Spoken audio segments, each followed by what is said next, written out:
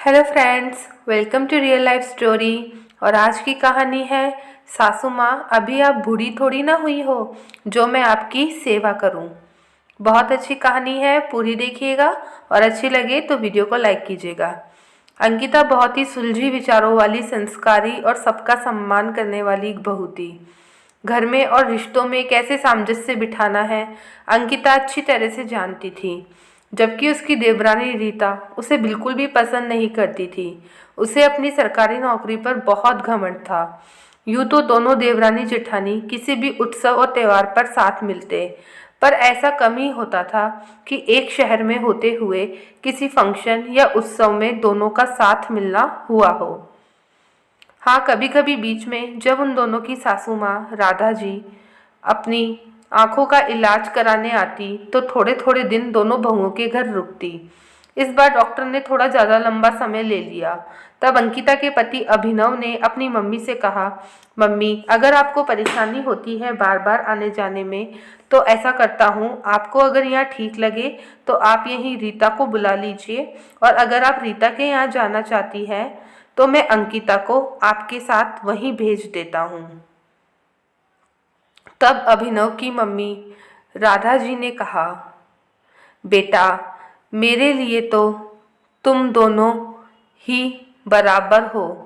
एक बार गौरव राधा जी के छोटे बेटे से भी पूछ लेती हूँ। राधा जी ने फ़ोन किया तो रीता ने फ़ोन उठाया और कुछ औपचारिकता के बाद राधा जी बोली, रीता बेटा तुझसे मिलना चाह रही थी, आंखों का इलाज कराने आई हूँ। बात को बीच में काटते ही रीता ने चालाकी दिखाते हुए कहा, मम्मी जी मुझे कोई परेशानी नहीं है, दीदी बड़ी है, आप वहीं रहिए, मैं आपसे मिलने वहीं आती रहूँगी। और फ़ोन रखते ही रीता बहुत ज़ोर ज़ोर से हंसने लगी।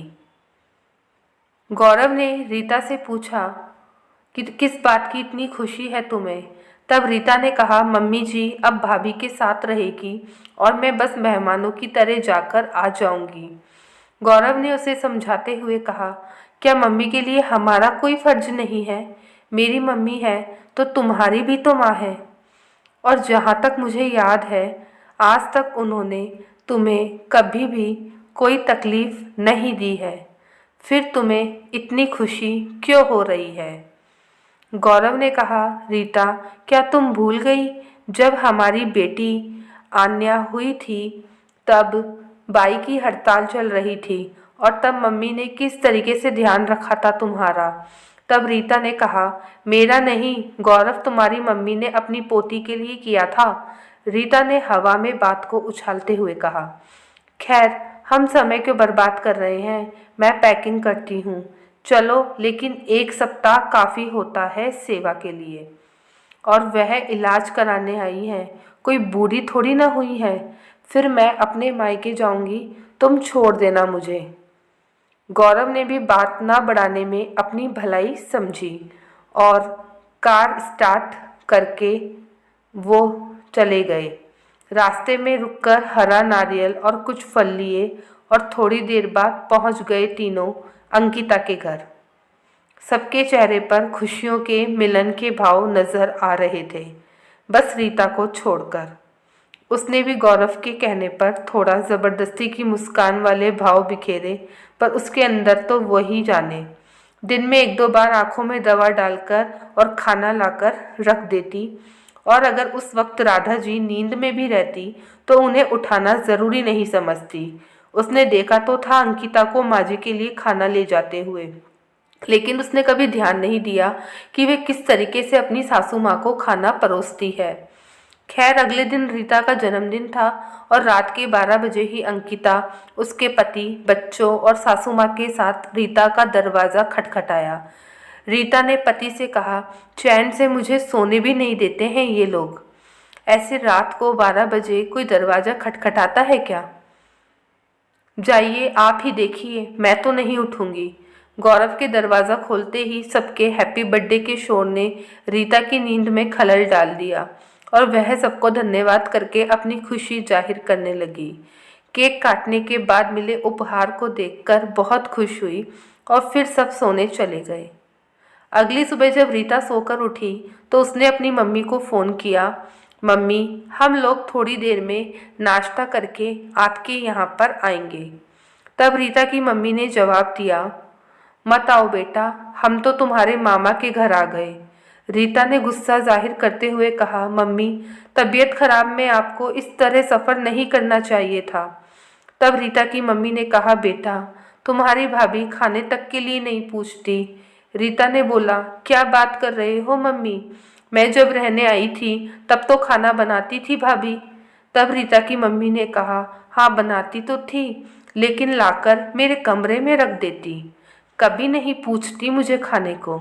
बच्चों को और मेरे कमरे में नहीं बैठने देती है वो। मुझे कोई गठिया या छूत की बीमारी थोड़ी ना है जो बच्चों को दूर रहने के लिए बोलती है। कभी मन उदास होता तो साथ नहीं बैठती, बस चाय लाकर रख दी, खाना फेंक कर दे दिया। मैं भी तो इंसान हूँ, मुझे भी तो लगता है कोई बैठे, बातें करे, नींद से उठाए, फिर खाने के लिए कुछ देवे। लेकिन क्या करूँ, बुढ़ापा और बीमारी अपने वश में कहाँ। इतना सुनते ही रीता ने फ़ोन काट दिया और उसकी आंखें भर आई और वह अपनी सासू माँ के कमरे में गई तो देखा अंकिता अपनी सासू माँ के पैरों की मालिश कर रही थी। रीता चुपचाप दोनों को देखती रही। अंकिता ने इशारे से बैठने को कहा और फिर तेल रखकर खाना लाने चली गई। राधा जी को तब तक नींद आ चुकी थी। अंकिता ने प्यार से उनके हाथ पर हाथ फेरते हुए कहा, खाना खा लीजिए मम्मी। रीता अंदर ही अंदर पश्चाताप की अग्नि में जल रही थी। उसे अपनी जेठानी अंकिता से कुछ सीखना चाहिए। किस चीज़ की कमी है यहाँ?